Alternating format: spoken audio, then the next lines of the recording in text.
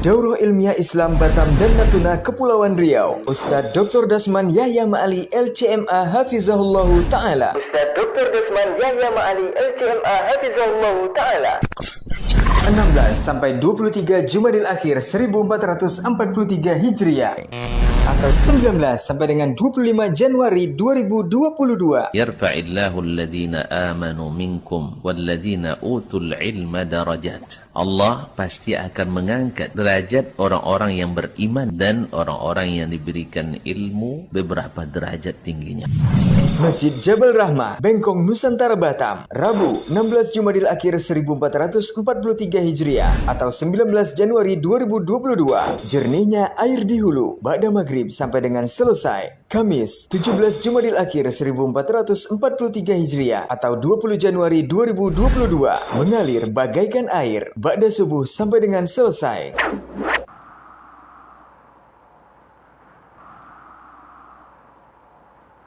Masjid Nurul Falah, Ranai, Kabupaten Natuna, Kamis 18 Jumadil Akhir 1443 Hijriah atau 20 Januari 2022.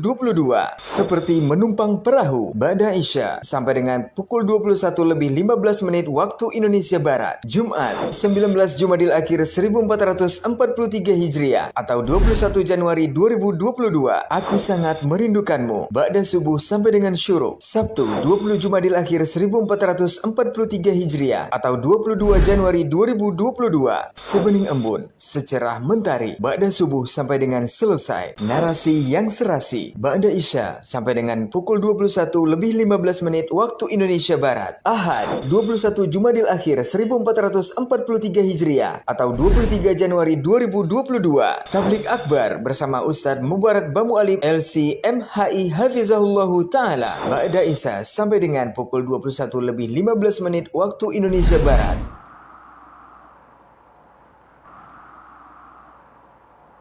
Masjid Jabal Rahmah, Bengkong, Nusantara, Batam, Senin 21 Jumadil Akhir 1443 Hijriah atau 24 Januari 2022. Ku ingin engkau seperti ibuku. Kajian Ummahat ba'da asar.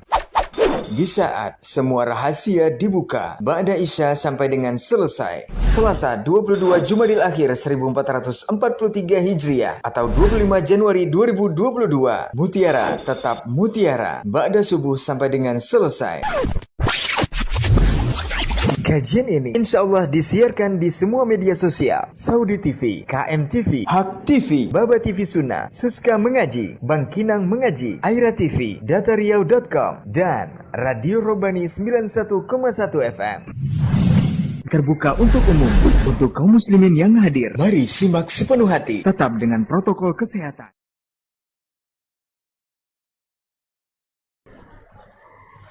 Belum jam 8. Belum jam 8. Dah belum?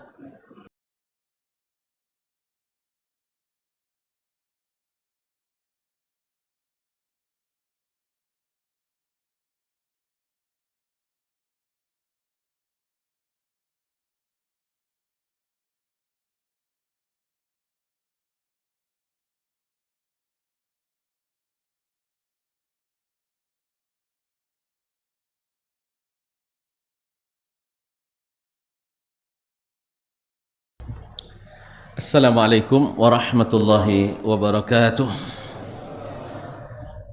Alhamdulillah zil jalali wal ikram, sahibit tawli wal in'am. Ahmaduhu subhanahu wa ta'ala ala ala'ihi al-jisam, kama ashkuruhu ala ni'amihi al-'idham. Ashhadu an la ilaha illallah wahdahu la sharika lah, al-malikul alam. Wa ashhadu anna Muhammadan abduhu wa rasuluh, an-nabiyyul mukhtar sayyidul anam, alaihi afdalus salati wa atammus salam, wa ala alihi wa ashabihi al-kiram al-bararatil qadatil a'lam, wa tabi'ina lahum bi ihsan ma ta'aqabatil layali wal ayyam. Amma ba'du, فأوصي نفسي وإياكم أيها المسلمون بتقوى الله عز وجل فإنه قد فاز المتقون Ya ayyuhalladzina amanu taqullaha haqqa tuqatih wa la tamutunna illa wa antum muslimun. Bapak dan ibu-ibu, saudara-saudara dan saudari-saudari jemaah salat Isya di Masjid Nurul Falah Ranai Natuna yang saya muliakan, yang saya hormati, yang saya cintai. Alhamdulillah, pada kesempatan ini kita kembali melanjutkan mengaji di bawah syiar Natuna mengaji. Mudah-mudahan dengan senantiasa mengaji, iman kita insyaallah tahan diuji, sehingga kita insyaallah Allah selamatkan di akhirat nanti dalam ujian yang terberat.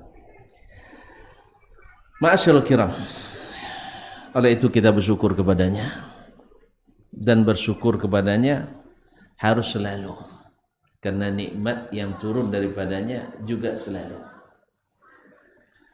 Mudah-mudahan syukur kita berbuah nikmat-nikmat baru yang senantiasa membuat kita bersyukur kepada Allah Tabaraka wa Ta'ala.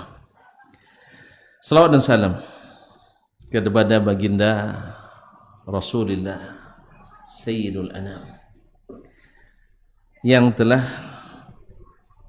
menjelaskan agama ini, yang telah berjihad dalam dakwah, menyampaikan amanah dan risalah Allah di permukaan bumi, menyampaikan nasihat, meninggalkan wasiat, dan memberikan manfaat, menjauhkan hal-hal yang mendatangkan mudarat dari seluruh umat di setiap masa dan tempat, agar kita selamat sampai ke matlamat, yaitu masuk surga di akhirat, dan mudah-mudahan dapat syafaat dari Nabi Rahmat Muhammad sallallahu alaihi wasallam.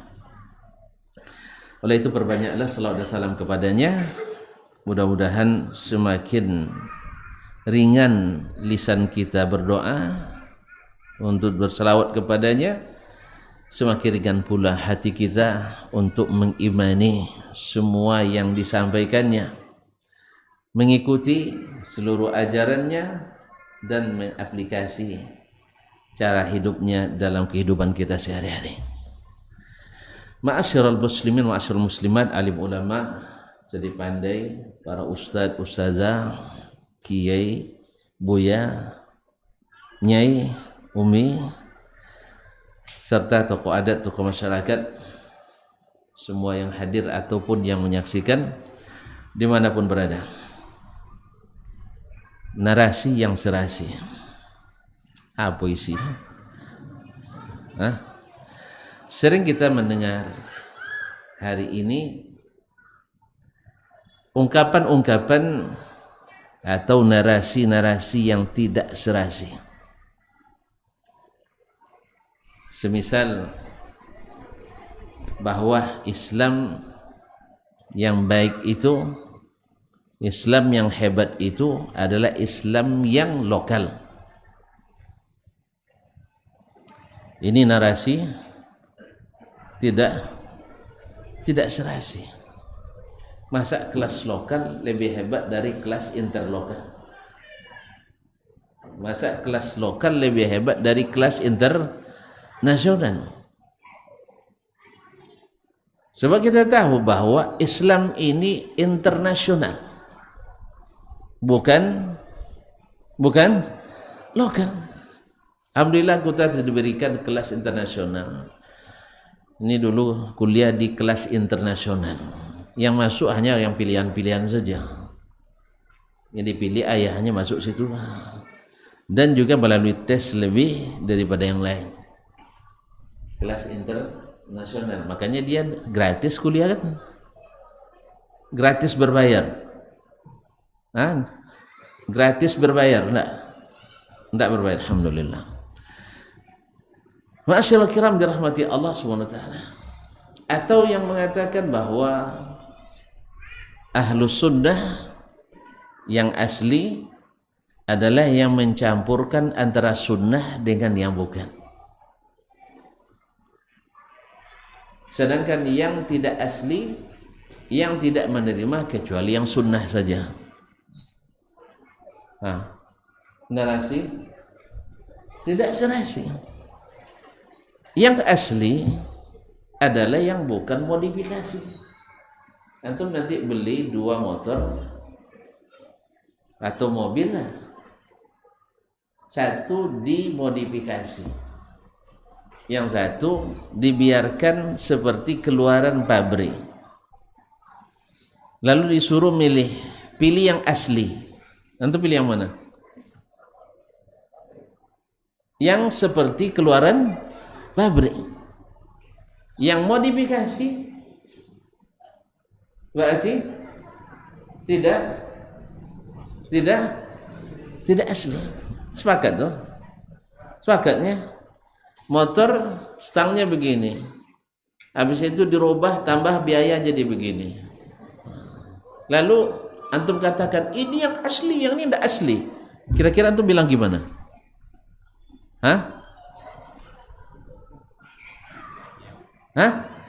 Nggak mungkin. Yang asli begini memang.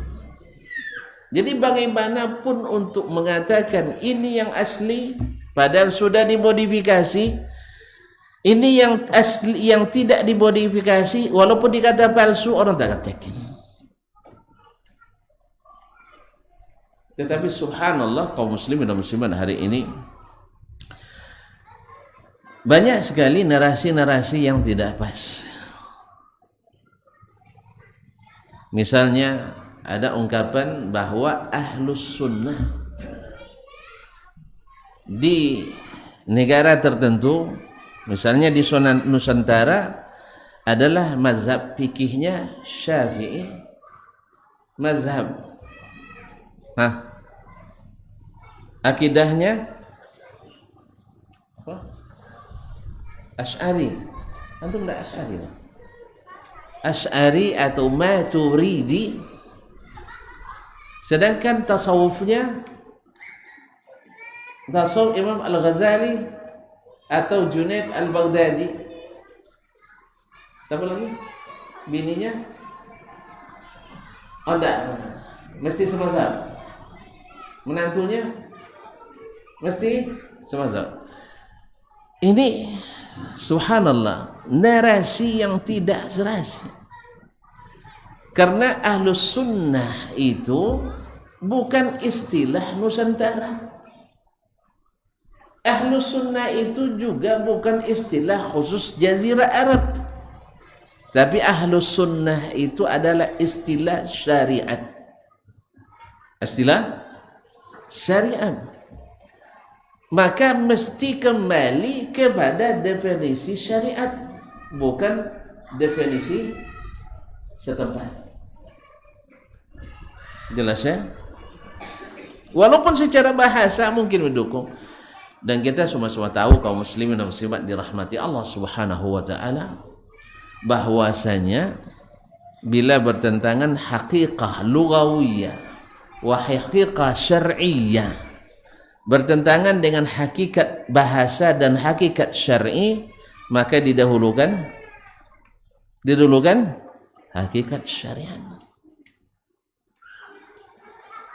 Dan masih banyak lagi bahwa Islam yang ini adalah Islam yang bersifat futuristik. Itu bahasa kampung saya tuh, ya. Islam futuristik apa maknanya? Islam yang memandang ke depan, bukan Islam inklusif atau eksklusif. La ilaha illallah Muhammadur Rasulullah. Ini istilah-istilah, narasi-narasi yang tidak serasi.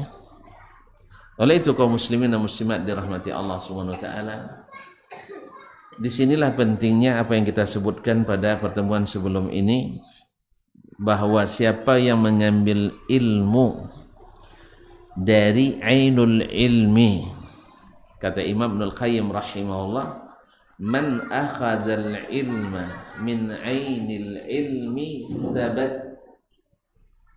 Siapa yang mengambil ilmu dari sumbernya ilmu itu sendiri, dari mata airnya ilmu itu sendiri. Jadi diibaratkan sumber ilmu itu seperti sumber air, mata airnya. Sabat, dia kokoh. Wa man akhadzal ilma min jarayanihi akhadzathu amwajul fitani wasyubuhat wa malat bihil ibarat wa ikhtalafat alaihi al-aqwal. Siapa yang ambil ilmu dari sumber ilmu itu sendiri, maka dia akan sabat, kokoh. Makanya dimanapun dia berada, tak berubah oleh tekanan masa dan tempat. Tak berubah, kokoh. Sekokoh karang di laut, atau seteguh gunung di mana? Di ranai. Nah, di darat. Nah, kokoh. Tetapi yang mengambil ilmu, wa man akhadzal ilma, ainul ilmi itu apa? Al-Quran was sunnah. Dulu ketika Nabi mengutus Muaz ibn Jabal, kenal Muaz? Sahabat radhiyallahu anhu. Ya jelaslah Nabi yang ngutus itu sahabat dia. Kasihlah lebih spesifik sedikit. Iya, tahulah saya. Jelas kalau sudah Nabi yang ngutus berarti sahabat, betul itu. Tidak salah. Coba kalau sempat betul itu jawabannya ada haji. Nah, kaum muslimin muslimat, sahabat betul. Tapi Muaz ibn Jabal disebut oleh Nabi SAW afqahun nas di zamannya. Orang yang diberi Allah keistimewaan, orang paling faqih di masa itu. Ketika diutus oleh Nabi ke Yaman, dan dia juga merupakan catat juga untuk selanjutnya duta dakwah pertama yang diutus Nabi ke Yaman, Muaz ibn Jabal radhiyallahu taala anhu. Akhirnya berakhir indah, mati syahid karena taun Amwas pada tahun 1989. Salah, alhamdulillah. Berarti masih bisa dilanjutkan.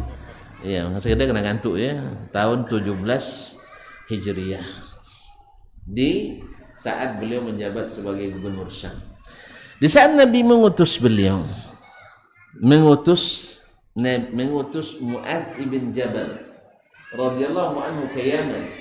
Dan hadis ini walaupun dhaif selalu menjadi pijakan para fuqaha. Ya. Para fuqaha, lihat para ahli fikih mengatakan bahwasanya hadis ini ya hadis yang senantiasa diangkat, bahwa Muaz ditanya oleh Nabi sallallahu alaihi wasallam, "Bima tahkumu ya Muaz?"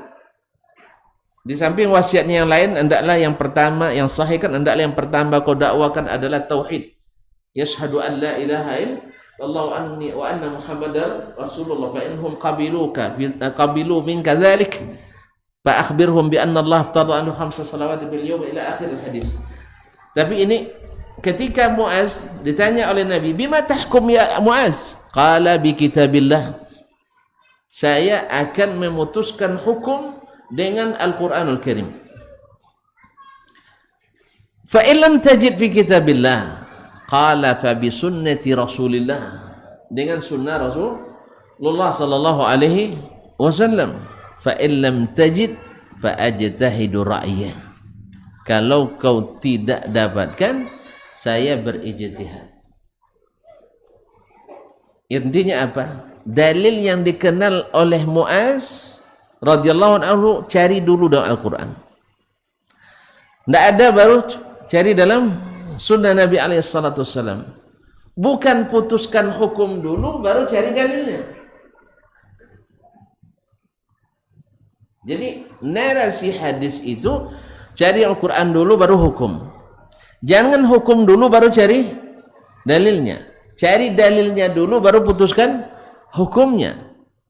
Jangan amalkan dulu sebelum tahu ilmunya. Seperti kata Imam Al-Bukhari rahimahullah, babul ilmi qabla al-qawli wal amal. Bab berilmu dulu sebelum beramal dan berdakwah. Ini narasi yang benar, narasi yang serasi.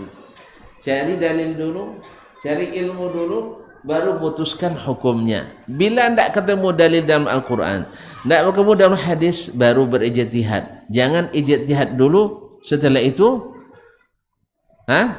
baru carikan dalilnya. Nas'alullah subhanahu wa ta'ala. Kaum muslimin.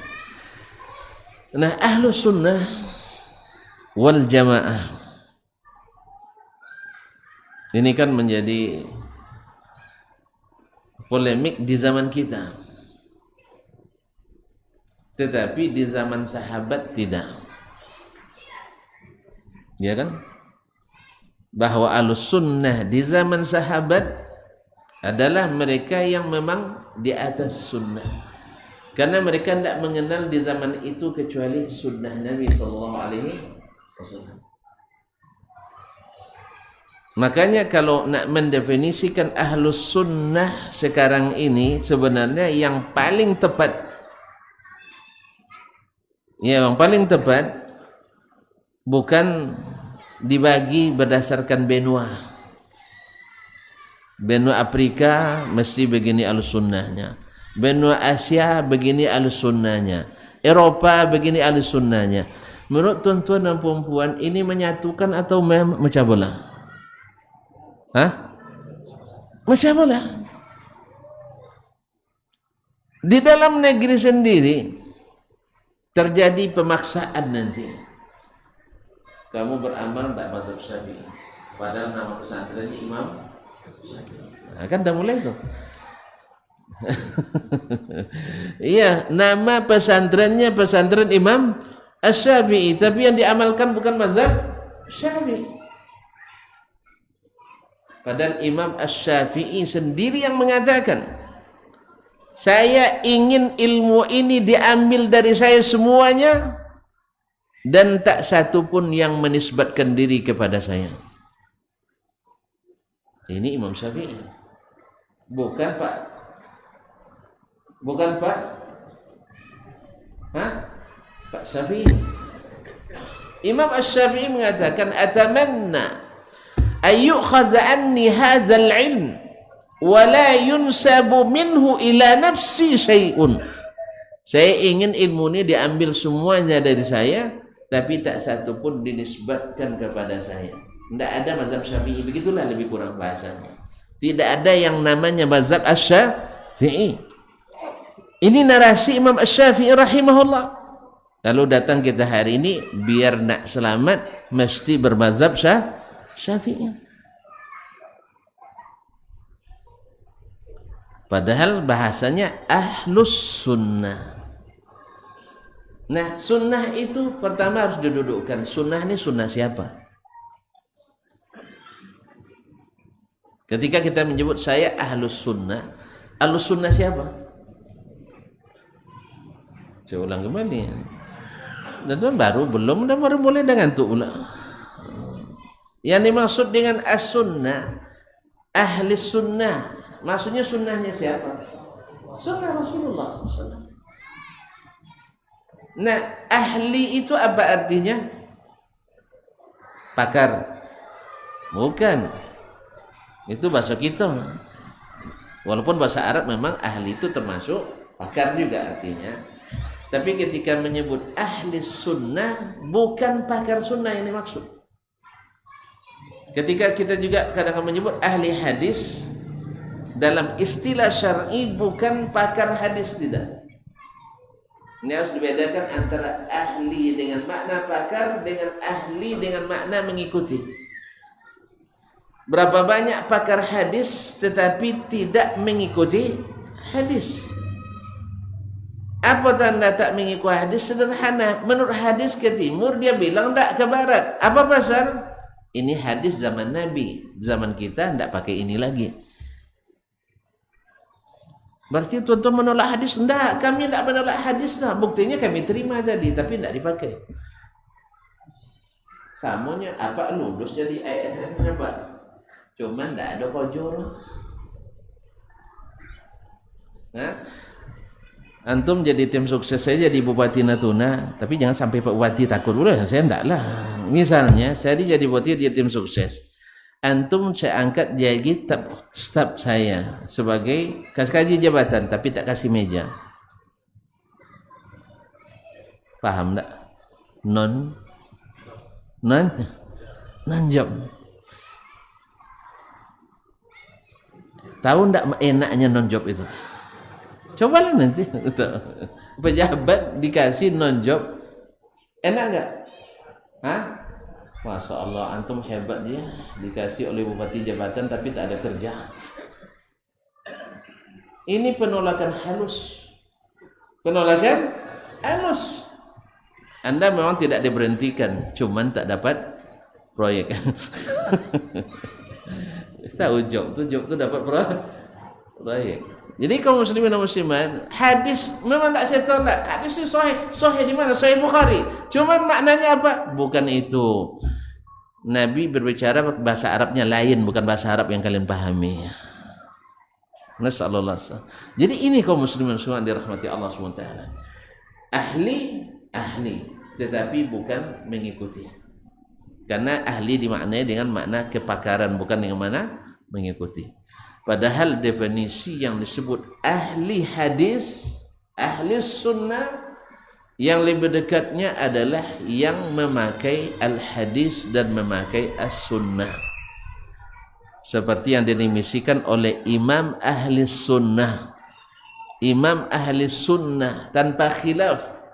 Al-Imam Ahmad bin Hanbal, Al-Imamul Mubajjal. Imam Ahmad mengatakan, Ahlul hadis kullu man yasta'milul hadis.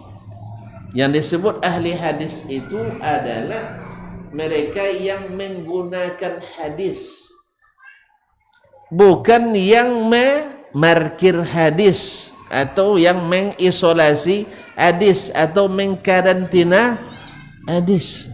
Macam tadi lah, apa lulus tapi tak boleh masuk. Jelas ya? Bapak boleh ikut rapat tapi tak boleh ikut bicara. Ya, bapak diterima cuman tidak digunakan.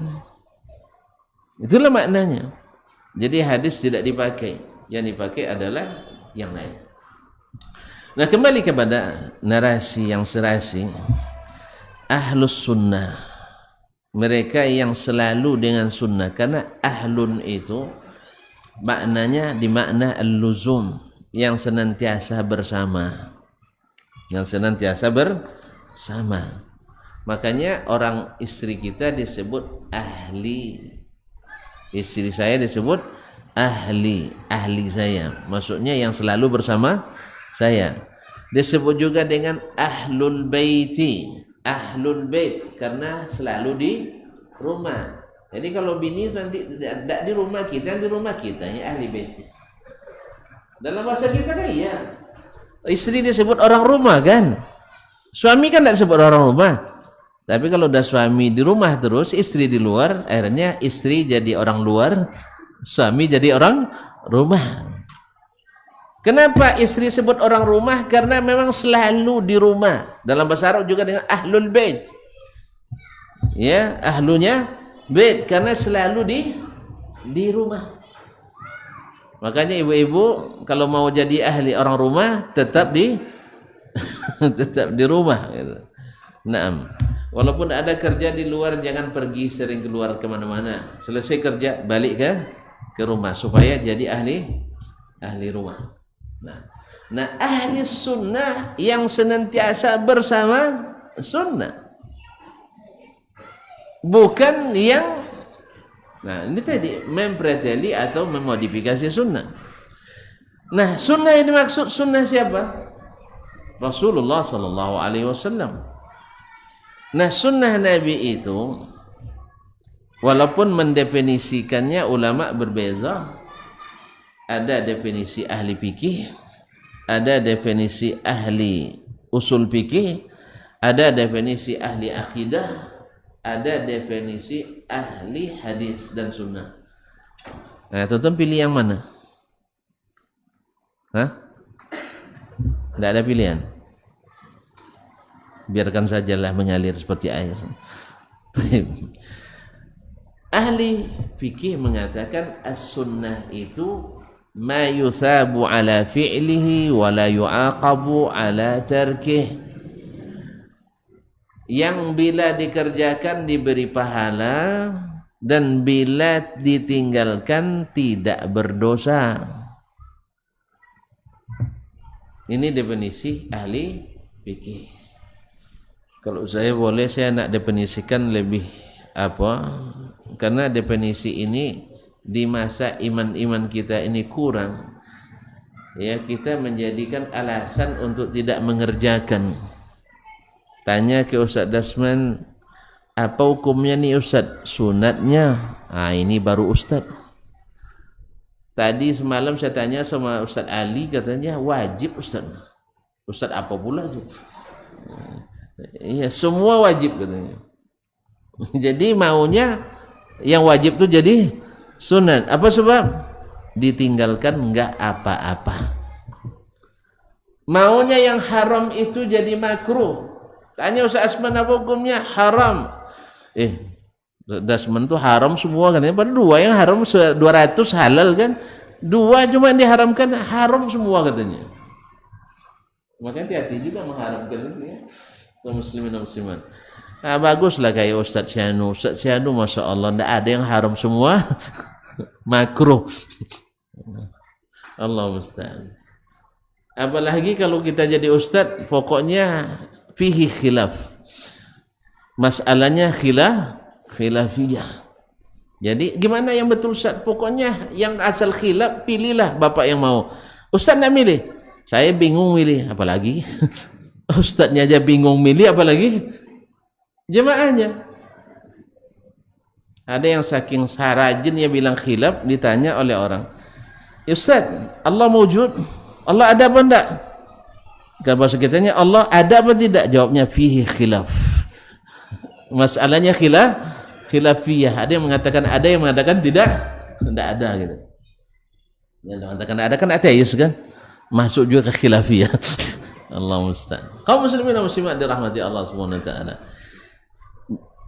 Kalau saya ingin saya bukan pakih, tapi kalau boleh mengatakan bahwasanya siapa yang sunat itu bila dikerjakan beruntung, bila ditinggalkan rugi. Sebab apa ikhwan kaum muslimin dan muslimat? Ibarat berdagang, yang wajib itu modal. Iya kan? Yang wajib itu modal. Salat wajib modal kita. Memang kalau balik modal selamat insyaallah. Masalahnya banyak modal yang enggak balik. Allahu akbar. Ingat poin-poin rapat tadi. Ingat poin-poin rapat tadi. Apa tadi yang belum terjawab? Dari awal sampai akhir rapat isinya. Assalamualaikum warahmatullahi. Assalamualaikum warahmatullahi. Rapat kita buka kembali. Iya, saya dalam salat terbawa kadang. Saya pernah jadi pimpinan rapat di sebuah lembaga. Menjelang salat zuhur, kira 10 atau 10 menit lah menjelang zuhur, banyak pertanyaan. Interupsi semuanya. Semuanya sulit dijawab. Pada waktu salat dah hampir masuk. Saya bilang ada 5 pertanyaan, atau 5 ide, 5 instruksi yang harus dijawab. Tidak ada jawabannya waktu itu. Daripada pusing-pusing jawab ini, lebih baik solat dulu dalam perkiraan saya kan. Saya bilang dapat alasan waktu solat tinggal sekira 10 menit, kita solat dulu, selesai solat baru kita lanjutkan. Alhamdulillah mau pula kawan-kawan menerima. Alhamdulillah mau. Akhirnya dalam perjalanan menuju musalla ada 2 terjawab. Iya. Enggak, afwan. 3 terjawab. Lalu perjalanan menuju solat kan, masya Allah hebat solat itu saya. Nah, Makanya Nabi SAW iza fazi'a wa amrun hazab iza hazab wa amrun fazi'a ila salah. Bila masalah sulit beliau bawa salat. Nah, dalam perjalanan menuju musalla 3 sudah saya pecahkan. Dalam salat 1. Serius ini saya. Iya, kan sama. Apa yang kurasakan juga kau rasakan. Terbawa. Saya tak bisa mengkiri. Karena sulit. Alhamdulillah 1 dalam salat. 1-nya pas kembali menuju ruang rapat. Rupanya yang sulit-sulit tadi tidak begitu penting, betul lah saya jelaskan. Tidak ada perdebatan lagi. 14 menit selesai rapat. Dibacakan notulen rapat, makan siang bersama. Coba kalau teruskan tadi. Mungkin debatnya panjang kan? Tidak diberikan tuh. Intinya bahwa salat yang wajib ini banyak yang, kalau bahasa kaminya sempong-sempong. Tahu sempong? Tidak juga. Rusak-rusak. Ya, ada yang dapat setengah, sepertiga, seperempat. Kata Nabi SAW. Berapa orang yang salat walaysa lahu min salatihi illa nus aw thulus aw rubu aw khumus aw sudus. Bahkan tadi saya katakan dari awal lagi mencari kunci yang hilang. Pas tahiyat akhir dapat kuncinya. Nah, itu. Syukur saya salat jadi dapat kunci jadinya. Nah, begini kalau tidak ada yang sunat-sunat. Kira-kira gimana? Makanya kaum muslimin dan muslimat yang sunat itu bila dikerjakan beruntung. Bila ditinggalkan rugi. Dan ini penting. Sebab siapa yang menjaga yang sunat, yang wajib pasti lebih dijaganya. Kecuali yang tidak ada syariatnya. Ini penting dicatat. Orang yang mengada-ngada amalan yang tidak disyariatkan kadang-kadang menghilangkan yang wajib yang disyariatkan. Tapi kalau mengerjakan yang sunat yang disyariatkan, insya Allah akan lebih menjaga yang wajib. Nggak tahu contohnya? Nggak tahu contohnya? Hah? Tapi contohnya itu tersinggung tuh masalahnya. Kalau udah mulai contoh, udah mulai anak nyinggung kaji. Ya, belum lagi bikin contoh sudah mulai risau. Ini pasti awak disebutnya. Iya pasti awak disebutnya. Allah musta'an. Contoh salat sunat rawatib. Salat sunat rawatib. Siapa yang menjaga salat sunat rawatib pasti salat wajibnya lebih terjaga. Betul? Sebab antum kalau nak rawatib qabliyah harus datang lebih awal ke masjid. Dan orang yang datang lebih awal menandakan imannya sedang on fire. Iya kan? On top, bukan on bottom. Bukan menukik dia tapi naik. Karena iman itu fluktuatif, dan naik dan turun. Kalau tu lihat nanti orang lebih dulu datang ke masjid daripada muazzin, itu patut dicurigai, diketahui bahwa dia sedang naik imannya. Nah, ma'asyiral kiram yang dirahmati Allah. Walaupun datang dalam hadis dhaif, idza ra'aita ar-rajula yakhtalifu ila al-masajid aw ya'tadu ila al-masajid fashhadu lahu bil iman. Siapa yang kau lihat sering ke masjid, saksikan dia beriman. Tapi dari sisi hadis sanadnya dhaif, tetapi Allah sudah jadikan bahwa salat itu tanda orang beriman. Ya kan? Nah, salat yang terbaik adalah di masjid. Nah, bila antum datang ke masjid lebih awal pasti salat sunat. Kalau salat sunatnya saja antum sudah khusyuk, masya Allah. Dah lama pula imam nunggu dia belum juga rukuk-rukuk dia. Dah banyak pula yang batuk-batuk tu. Iya, supaya orang ni cepat selesai salat sunatnya. Padahal sebenarnya ya tidak mesti ditunggu, tapi orang kita kan etikanya masya Allah tinggi ya. Ditunggu sampai selesai. Sebenarnya tidak wajib ditunggu, sebab orang yang sedang salat sunat lalu orang qamat, dia boleh membatalkan salat sunatnya. Dan kemudian salat sunat menyesuaikan. Tak mesti panjang, tetapi mesti daftar pahalanya panjang. Misalnya salat sunat subuh lebih baik dunia dan seisinya. Yang rakaat pertama qul ya ayyuhal kafirun, rakaat kedua qul huwallahu Itu sunnahnya, tidak panjang-panjang. Sunnahnya pendek, tapi catatan pahalanya panjang. Apa contohnya lagi? Bila yang sunat dijaga, yang wajib mesti lebih terjaga. Puasa Ramadan. Berapa lama lagi puasa? Itulah hitung-hitung hari. Takut pula ya. Lah Ramadan pula datang. Nah, Ramadan, Allahumma ballighna Ramadan.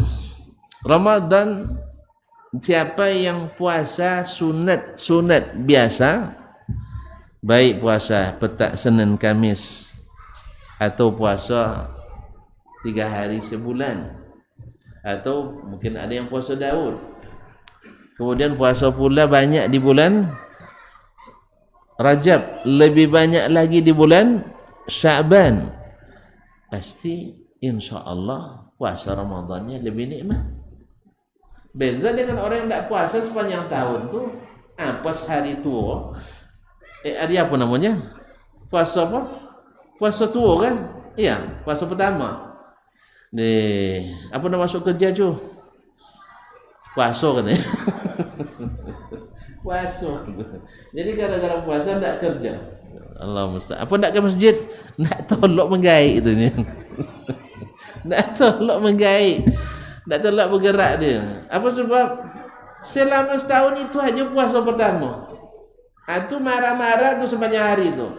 Tu kau ni tak mau kombinasi ni. Tak mau kamu berikan saya nasi di dapur. Isteri tak mau ngasih, marah pula sama istrinya. Masyaallah kiram dirahmati Allah. Tapi siapa yang menjaga di awal dan di akhir, maka maka yang wajib mesti terjaga. Jelas ya? Sebaliknya siapa yang menyia-nyiakan yang sunat, hampir-hampir dia menyia-nyiakan yang wajib. Sama dengan siapa yang dekat-dekat dengan subuhat, dekat-dekat yang haram. Kembali ke yang tadi, biar narasinya serasi. Nah, sunnah ini menurut fuqaha seperti ini. Sunnah menurut ahli usul fikih adalah siapa manusiba ala Nabi sallallahu alaihi wasallam min qaulin aw fi'lin aw taqririn mimma yanbani alaihi hukmun syar'i, sesuatu yang dinisbatkan ke Rasulullah, perkataannya, perbuatannya, dan takrirnya. Itu takrir itu sahabat buat, Nabi tahu, lalu disetujui. Itu namanya takrir, sunnah takririyah. Tapi khusus yang menjadi dasar hukum syar'i. Kalau bukan hadis hukum, mereka tidak menyebutnya sunnah, hanya hadis. Ini menurut para ahli usul fikih. Tentu masing-masing sesuai dengan disiplin ilmunya, karena mereka lebih kepada kaedah-kaedah hukum. Sedangkan ulama ahli hadis yang memang mereka sangat lekat dan dekat dengan hadis, sehingga dikenallah akidah ashabil hadis, akidahnya orang-orang yang bersahabat dengan hadis. Kan ada orang yang meriwayatkan hadis tapi tidak bersahabat dengan hadis. Ada orang yang sama dengan kita berjalannya tapi tidak bersahabat. Ada sama tempat kerjanya tapi tidak bersahabat. Dalam ilmu juga seperti itu. Ada orang yang ahli, artinya pakar di hadis tapi tidak bersahabat dengan hadis. Apa buktinya? Tidak nampak hadis di badannya. Bicara tentang ibadahnya tidak menerapkan hadis. Bicara tentang berpakaian, cara berpakaiannya tidak menerapkan hadis. Bicara tentang berbicara, di mana hadis melarang kita mencaci dan mencerca, mulutnya suka mencaci dan mencerca, dan seterusnya. Berarti dia walaupun pakar di hadis tetapi tidak bersahabat dengan hadis. Atau hadis memberi berita tentang sesuatu, tapi dia meyakini yang bertentangan dengan berita yang di hadis, berarti tidak bersahabat dengan hadis. Ma'asyiral kiram dirahmati Allah. Maka ulama hadis mengatakan hadis itu atau sunnah itu ma udhifa ila Nabi sallallahu alaihi wasallam min qaulin aw fi'lin aw takririn bal min sifatin, yaitu segala sesuatu yang dinisbatkan ke Rasulullah sallallahu alaihi wasallam, perkataannya, perbuatannya, persetujuannya, bahkan sifatnya. Ini disebut dengan as-sunnah menurut ahli hadis. Ahli hadis tidak membedakan as-sunnah dengan hadis, sama. Nah, ahlul aqidah, ulama ahli akidah menyebut as-sunnah itu fi muqabilil bid'ah, yaitu lawan dari kata bid'ah. Fulanun ala sunnah, fulan itu berdasarkan sunnah, yakni akidahnya. Wa fulanun alal bid'ah, fulan berdasarkan bid'ah, berarti bukan berdasarkan sunnah. Dan inilah yang pada umumnya digunakan oleh para ulama untuk membedakan antara ahli sunnah dengan ahli bid'ah. Bahwa ahli sunnah itu adalah yang berkeyakinan seperti as-sunnah. Dan yang menentukan, ma'asyarul kiram dirahmati Allah SWT, seseorang itu apakah ahlus sunnah atau bukan, dapat dilihat dari bagaimana dia menyikapi sunnah Nabi sallallahu alaihi wasallam. Kalau dia dalam menyikapi sunnah Nabi alaihi salatu wassalam adalah sami'na wa ata'na, amana ar-rasulu bima unzila ilaihi min rabbih wal mu'minun. Kalau sikapnya menerima as-sunnah, maka dia adalah ahlu as-sunnah. Dan ini narasi yang serasi, bahwa ahlus sunnah itu adalah yang selalu menggunakan sunnah, selalu menggunakan sunnah di bidang apapun, tanpa membeda-bedakan. Mereka tidak melihat kecuali kembali kepada as-sunnah. Tidak terikat dengan pribadi tertentu seperti Imam Syafi'i, tidak terkait secara mutlak dengan mazhab tertentu seperti mazhab Anu, tidak terkait dengan cara beribadah seseorang tertentu seperti zuhud ala Syafi'i atau sufi ala Syafi'i dan sebagainya. Karena ahlus sunnah itu dalil yang mereka kenali adalah as-sunnah. Makanya kaum muslimin, kenapa mereka menjadikan sunnah sebagai pembeda antara golongan yang selamat dengan golongan yang tidak selamat? Karena apa? Di Al-Quran itu multi tafsir.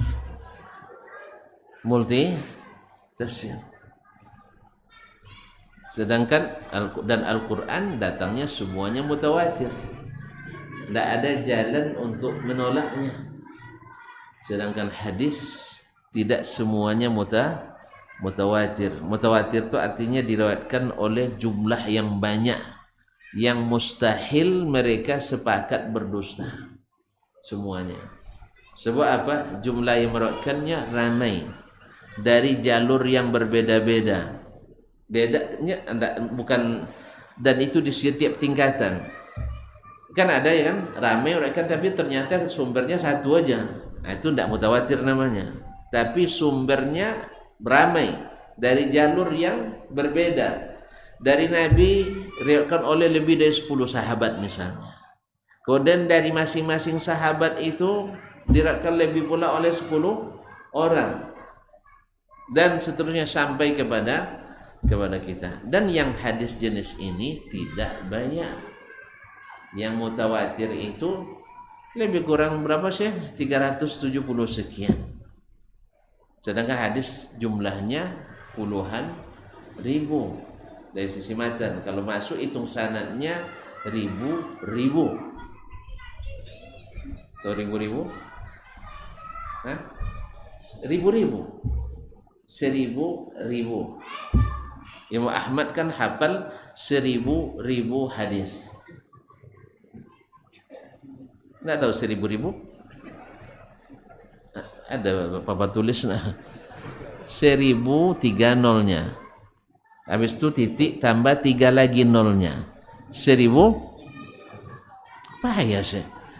Coba saya tulis 1000 3 nolnya. Tambah 0 sekali lagi 10.000. Betul kan? Tambah 0 lagi 100.000. Tambah 0 lagi 1000.000.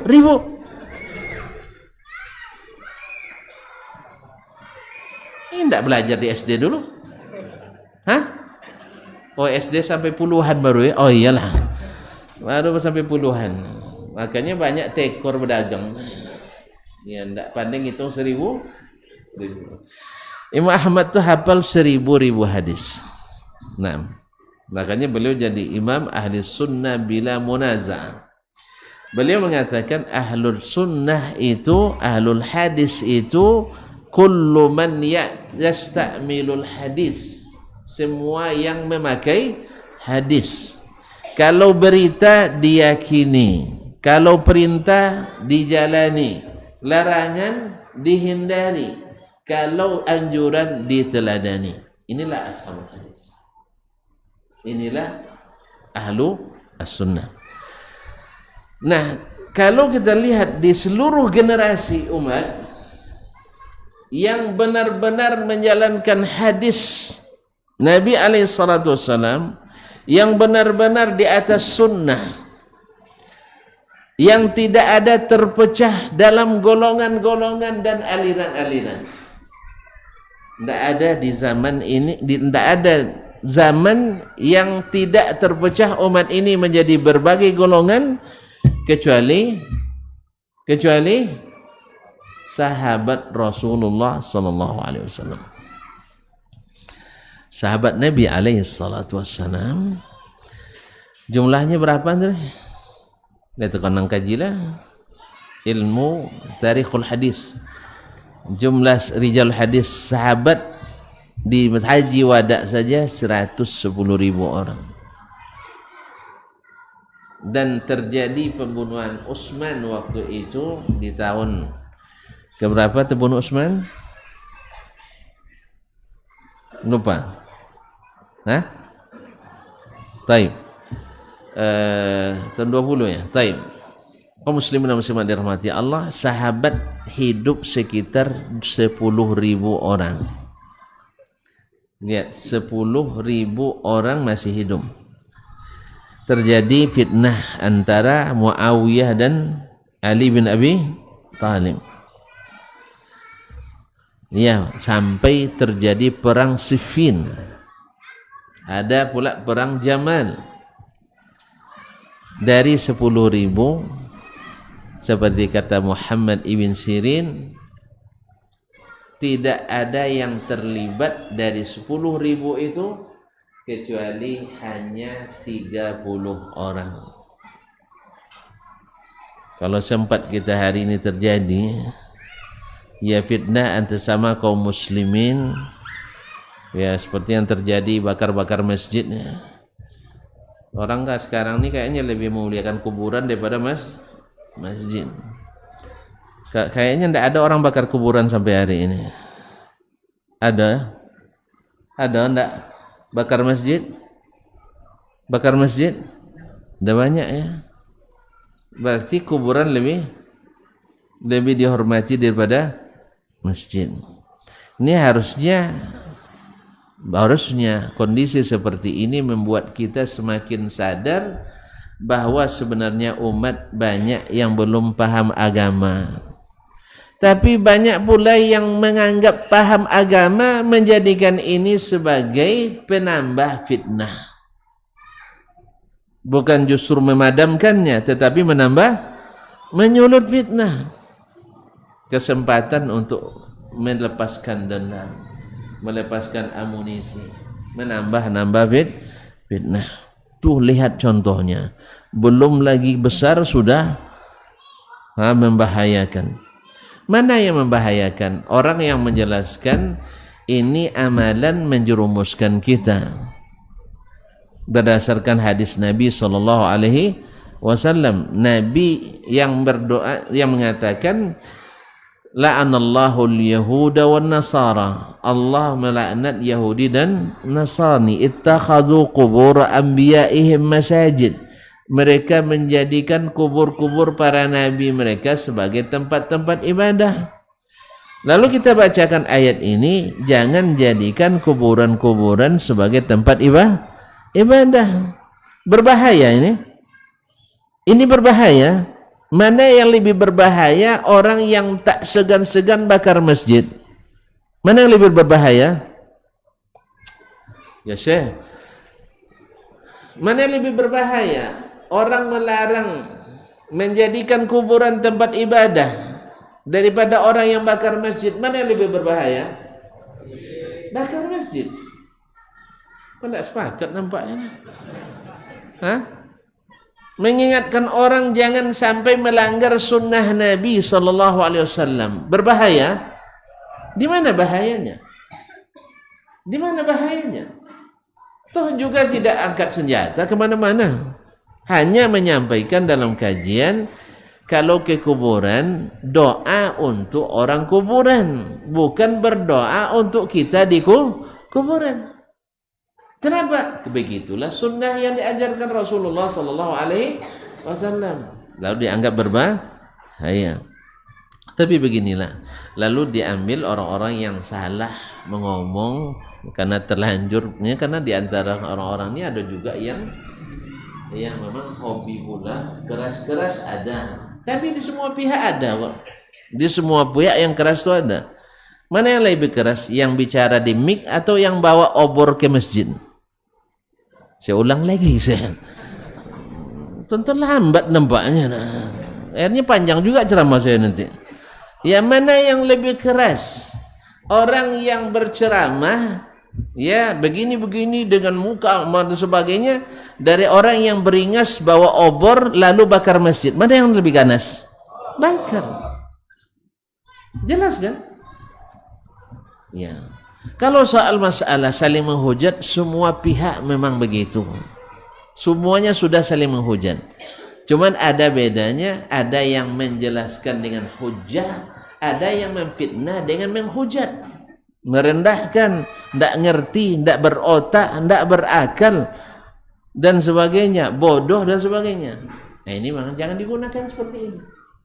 Tapi kalau mengatakan ini dalilnya, ini salah, ini benar, ini sunnah, ini bid'ah, itu perintah Allah dan Rasulnya sallallahu alaihi wasallam. Tapi bakar masjid tidak ada. Dulu kan Masjidil Haram, berapa lama Nabi berdakwah di Mekah? 13 tahun. Dalam Ka'bah ada berhala? Ada berhala. Ada perintah Nabi untuk bakar Masjidil Haram? Ada? Ada tak? Masya Allah. Mana yang lebih besar dosanya? Memelihara berhala dalam Ka'bah atau mengingatkan umat dari bid'ah? Mana yang lebih besar? Memelihara berhala dalam Ka'bah lebih besar. Tidak bisa diampuni Allah Subhanahu wa taala. Tapi tidak pernah Nabi instruksikan di Fathu Makkah bakar Masjidil Haram. Nanti kita ganti dengan masjid baru. Karena banyak berhala. Jadi memang di sini umat memang harus diberikan narasi yang serasi. Diberikan penjelasan yang menyejukkan, bukan memanasi. Maka sadarlah kita, kalau berbicara menyebabkan sesuatu yang bermudarat, lebih baik diam. Apalagi kalau sampai menghasut dan menghasung pemangku kebijakan untuk membatasi gerakan dakwah, apalagi yang mendekatkan kita kepada sunnah Nabi sallallahu alaihi wasallam, tanggung dosanya yang luar biasa seperti dulu terjadi di masa Al-Ma'mun, di masa Al-Amin, diteruskan oleh Al-Mu'tasim, diteruskan oleh Al-Mutawakkil, kemudian sebentar di masa Al-Wathiq. 5 khalifah menyiksa imam ahli sunnah Ahmad bin Hanbal sampai kencing darah, difitnah sebagai ahli bid'ah dan ahli kesesatan akibat seorang qadhi agung sebagai ketua mahkamah agungnya, yaitu Ahmad bin Abi Du'ad Al-Mu'tazili, yang menghasut khalifah semuanya untuk menyingkirkan Ahmad bin Hanbal supaya tidak mendakwahkan sunnah dan mendakwakan sekularisme di masa itu yang diadopsi dari filsafat Yunani. Sampai-sampai 70 orang hakim yang ditunjuk oleh orang itu, karena dia Mu'tazilah, ditunjuklah para hakim yang juga semazhab dengannya karena dia dekat dengan khalifah. Akhirnya 70 orang hakim memfatwakan bahwa darah Imam Ahmad halal untuk ditumpahkan. Tetapi Allah berkehendak, Allah angkat Imam Ahmad tinggi-tinggi, yang 70 orang tadi tenggelam dalam sampah sejarah. Apakah tuan-tuan hendak mengulangi masuk daftar sampah sejarah? Kalau itu kaum muslimin dan muslimat dirahmati Allah, maka kita mesti kembalikan narasi ini kepada narasi yang serasi, bahwa tidak ada zaman di mana seluruh ahlinya adalah ahlus sunnah kecuali zaman sahabat Rasulullah sallallahu alaihi wasallam. Oleh sebab itulah kita berdakwah membawa umat beragama seperti mereka, beriman seperti mereka, menjalankan sunnah seperti mereka, dan karena mereka adalah ahlus sunnah yang sesungguhnya. Sebab ketika sunnah didirikan, insya Allah sama ahlus sunnah di Makkah dengan ahlus sunnah di Madinah, sama ahlus sunnah di Afrika dengan di Eropa dan Asia, bahkan sampai ke segitiga Bermuda atau lautan Amazon, sungai Amazon di Argentina, Brazil. Antum tidak tahu panjangnya Brazil dan Argentina yang banyak anaconda. Kalau tambah nak tahu. Baiklah kaum muslimin muslimat.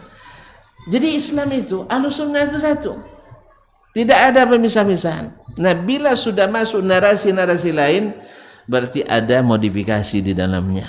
Tidak dikenal oleh ahlus sunnah kecuali sunnah Nabi alaihi salatu wassalam. Maka ciri khasnya ahlus sunnah itu ada pada sahabat Nabi alaihi salatu wassalam. Sebab mereka satu saja golongannya, yaitu ahlu as-sunnah. Dan Nabi sudah katakan, nanti kalau kalian masih hidup akan terjadi perselisihan. Benar, di zaman tersahabat terjadi perselisihan, perbedaan pendapat ada, tetapi tidak membuat mereka terpecah menjadi aliran-aliran. Tidak ada aliran Abu Bakriyah, tidak ada aliran Utsmaniyah, tidak ada aliran Alawiyah, tidak ada aliran Umariyah, tapi semuanya adalah ahlus sunnati wal jamaah. Mereka satu, walaupun pendapat tidak satu. Kalau kita, subhanallah, belum beda pendapat, dah beda aliran. La haula wala quwwata. Berarti tidak bisa dijadikan zaman kita sebagai patokan. Mentang-mentang di Indonesia masa bermadzhab Syafi'i, mesti wajib Syafi'i semua. Tidak, demi Allah. Syafi'i kalau hidup tidak ridha dengan itu. Nah, kalau seandainya hidup di Timur Tengah mesti Hambali semua. Akhirnya umat Islam terkotak-kotak, yang lapang jadi sempit. Sehingga nanti antum kalau biasa yang begini pergi ke Mekah, oh ini berarti bukan ahli sunnah, bukan ahli sunnah. Sebagaimana dulu di zaman-zaman dulu, ya, kalau saudara-saudara kita di NU misalnya, orang saudara kita di Muhammadiyah, dianggapnya orang Muhammadiyah itu tidak orang Islam gitu. Itu orang Muhammadiyah, yang Islam itu orang NU. Dulu, sekarang entahlah. Masih ada juga?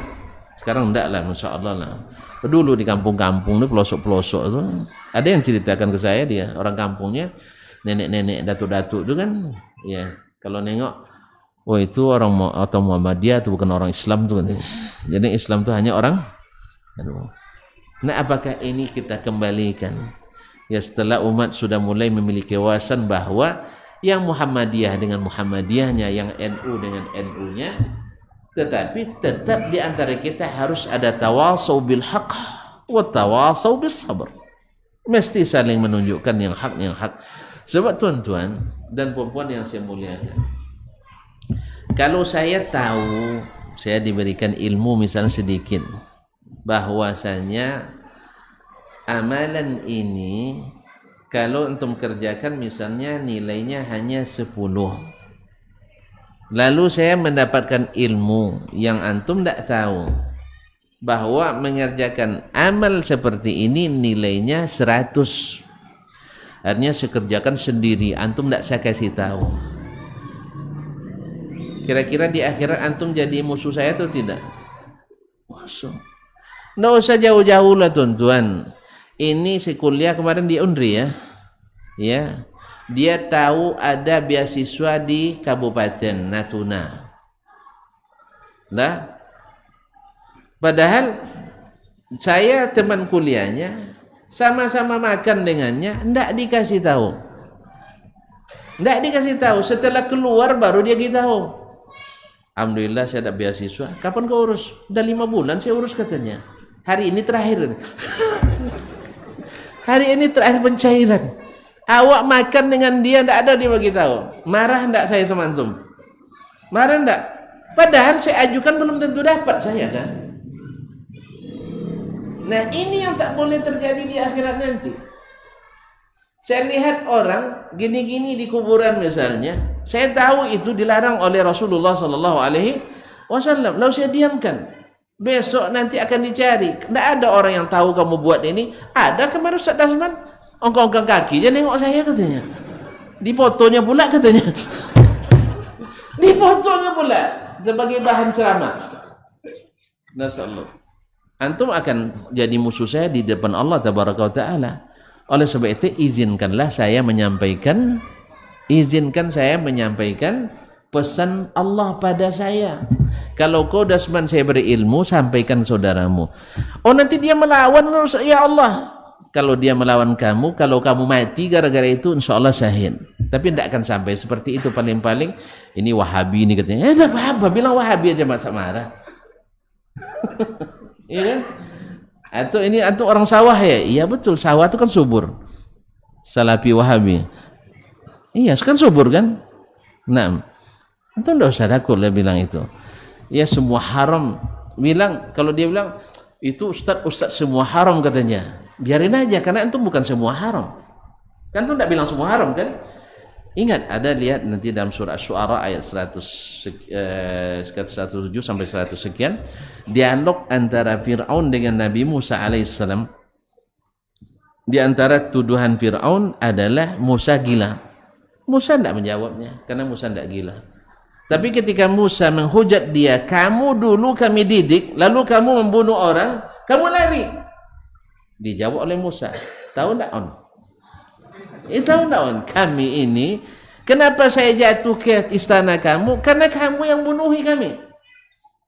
Kan Fir'aun, gara-gara aturan yang dibuat oleh Fir'aun, akhirnya Musa jatuh ke pemelihara pengasuhan di istana. Bukan saya yang minta antum kasuh katanya.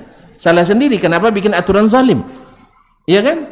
Adapun membunuh, saya tahu, saya salah. Cuman kalian tak pernah adil. Bila yang korbannya Bani Israel, kalian biarin. Tapi bila yang korbannya orang Koptik dari kaum kalian, kalian tegakkan hukum. Akhirnya saya tidak akan dapat keadilan, maka saya lari. Jelas? Dijawab. Jangan jawabnya benar. Tidak ada keadilan. Bila yang melakukan kejahatan orang Koptik dibiarin, tapi kena menjagakan kejahatan orang yang Bani Israel, itu diazab, makanya dia lari.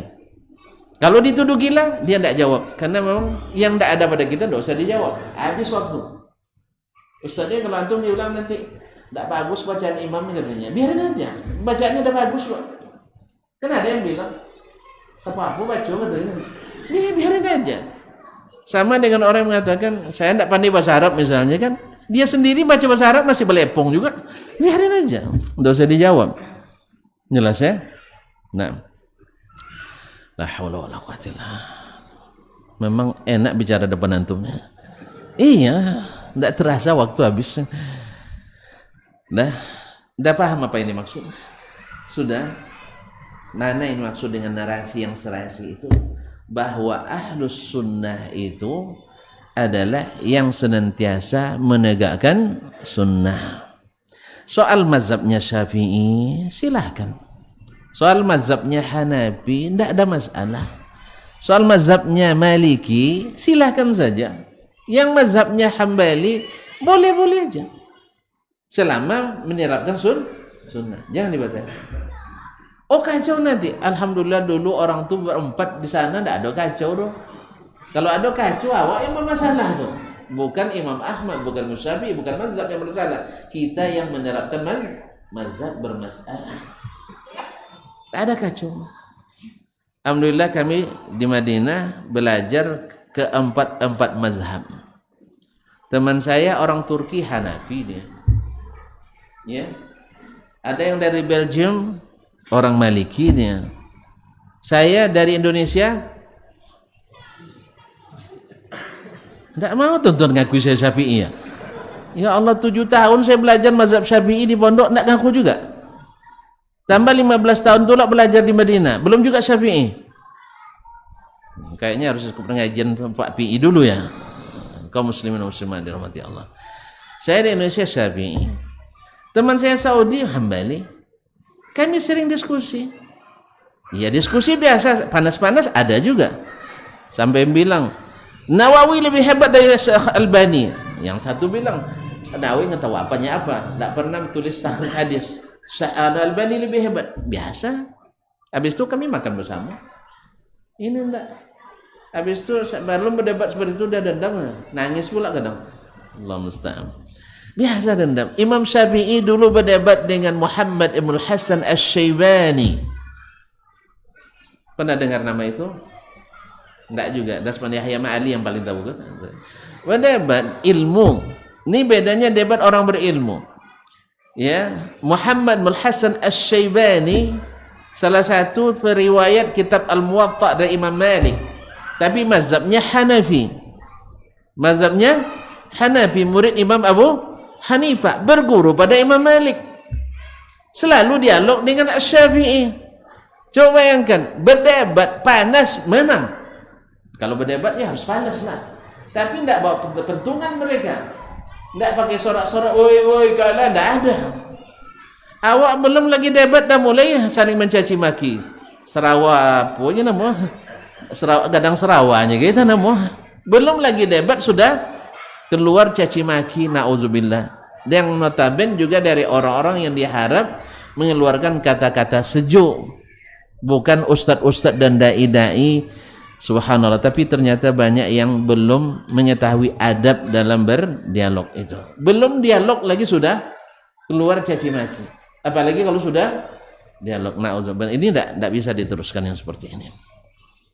Tapi Imam Syafi'i berdialog dengannya sampai dikabarkan seperti yang disebutkan dalam Adabus Syafi'i dan Manaqibus Syafi'i, dan juga Syiar Alamin Nubala dan lain-lainnya, dalam kemudian Manazul A'immah lil Hakad dan sebagainya, mereka sampai disebutkan sampai putus-putus ini buah bajunya. Panas enggak itu? Coba antum berdebat sampai putus buah baju. Saya nak nengok.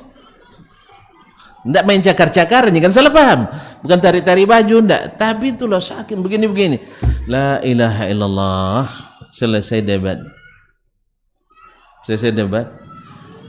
Ditanya di tempat terpisah. Ibarat kita sekarang konferensi pers lah ya. Bukan. Tanya oleh murid Syafi'i kepada Asy-Syafi'i, "Kaifa ra'aita Muhammad bin Hasan?" Apa jawaban Syafi'i rahimahullah? Wallahi ma ra'aitu saminan amla'a ilman min Muhammad ibn al-Hasan. Wallahi saya tidak pernah melihat orang yang gemuk tapi penuh dengan ilmu badan kecuali Muhammad Ibn Hasan, karena badannya besar. Itu makanya putus-putus tadi itu. Saya ini kecil masih ini saya. Antum udah lihat saya gemuk kan? Masih kecil ini banding beliau. Nah, kalau saya. Jadi kaum muslimin dan muslimat dirahmati Allah. Murid-murid Muhammad Hasan lagi bertanya pada Syafi'i. Pada gurunya Muhammadul Hasan. Apa aja bang? Sampai putus-putus tadi apa katanya? Itulah, saya tidak pernah menyaksikan seorang pemuda aqala minasy Syafi'i, yang secerdas Asy-Syafi'i. Allah. Jadi yang dicari bukan kalah menang, bukan cari pembenaran, bukan untuk menguatkan seperti supporter bola, tidak. Kalau kalah jagoannya main lempar-lempar botol, bukan. Tapi masing-masing memberikan hak, karena memang la ya'riful fadla li zawil fadli illa zawul fadli. Takkan tahu kelebihan orang yang punya kelebihan kecuali yang memang juga punya kelebihan. Ustaz, itu mereka. Dan kita di mana? Makanya narasi yang serasi Ahlus Sunnah itu adalah mereka yang senantiasa bersama sunnah, dan tak ada contoh yang paling konkret, yang paling komplit, yang paling lengkap dan istimewa yang kita disuruh meniru mereka selain selain sahabat Rasulullah sallallahu alaihi wasallam. Allah puji mereka dengan kuntum khaira ummatin ukhrijat linnas, kalian umat terbaik yang pernah diutus kepada manusia. Allah puji mereka dengan fa in amanu bimithli ma amantum bihi faqad ihtadaw, bila mereka beriman seperti kalian para sahabat beriman, mereka dapat hidayah. Kemudian as-sabiqunal awwaluna minal muhajirin wal ansar walladzina tabauhum bi ihsanin radhiyallahu anhum wa radu an.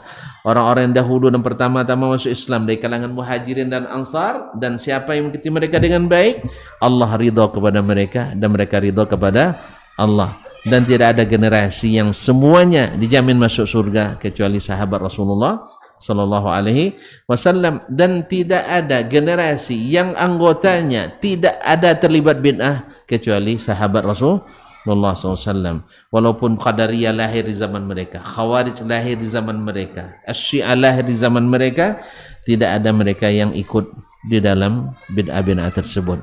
Oleh sebab itu mereka lah yang Ahlus Sunnah yang sesungguhnya. Nah sekarang tuan-tuan nak tahu siapa Ahlus Sunnah? Lihat sahabat Nabi alaihi salatu wassalam.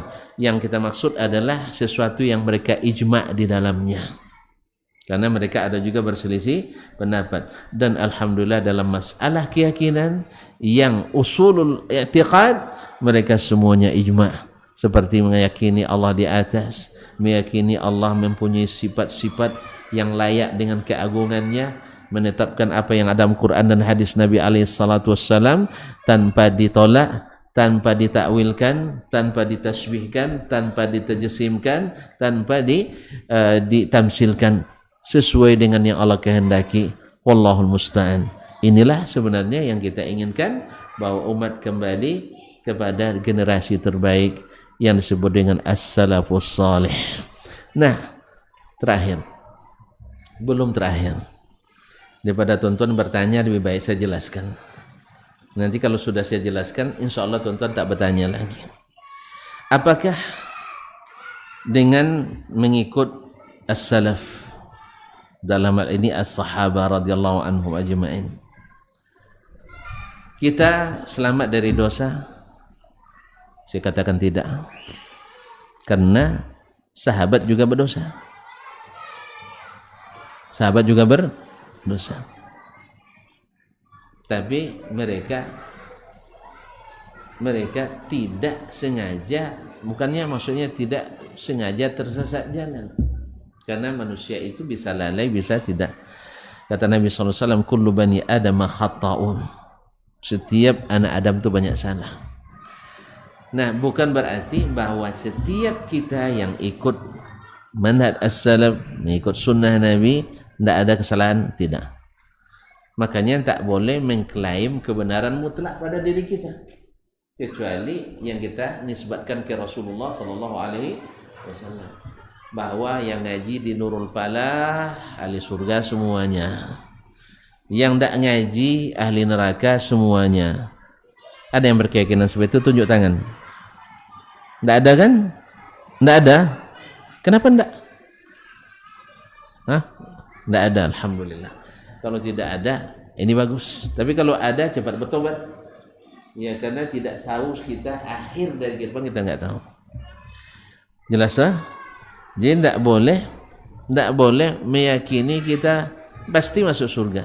Tapi kita berharap dengan berada di jalan mereka, kita semakin dekat menuju surga. Sebagaimana kita yang ikut jalan yang lurus lebih yakin cepat sampai daripada yang berada di jalan